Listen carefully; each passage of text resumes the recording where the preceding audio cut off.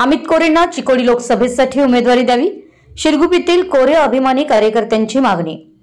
आगामी लोकसभा निवडणुकीत चिकोडी लोकसभा मतदारसंघात राष्ट्रीय साखर महामंडळाचे संचालक युवा नेते अमित कोरे यांना भाजप पक्षाने उमेदवारी द्यावी अशी मागणी चिदानंद कोरे साखर कारखान्याचे ज्येष्ठ संचालक अण्णासाहेब पाटील व महावीर कात्राळे यांनी आज केली आहे।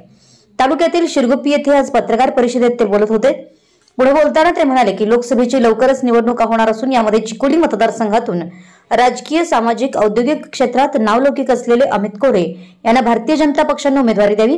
त्यांना या भागातून प्रचंड मताधिक्य देण्यासाठी आम्ही सर्वजण प्रयत्नशील राहणार आहे। यावेळी भाजप पक्षाने अमित कोरे यांना उमेदवारी देण्यासाठी पक्षाच्या वरिष्ठांना विनंती करण्यात येणार असल्याचं त्यांनी सांगितलं। यावेळी शिवगोंडा पाटील, दीपक पाटील, शिवानंद पाटील, अभय अकिवाटे, बाहुबली बोले, संदीप कात्राळे, सुरेश पाटील, बाबासाहेब तारदाळे, अप्पासाहेब कुरुंदवाडे, नारायण धावडे, प्रशांत चौगुले, संदीप कात्राळे, अशोक कात्राळे यांच्यासह ग्रामस्थ मोठ्या संख्येने उपस्थित होते। अलका रोडे।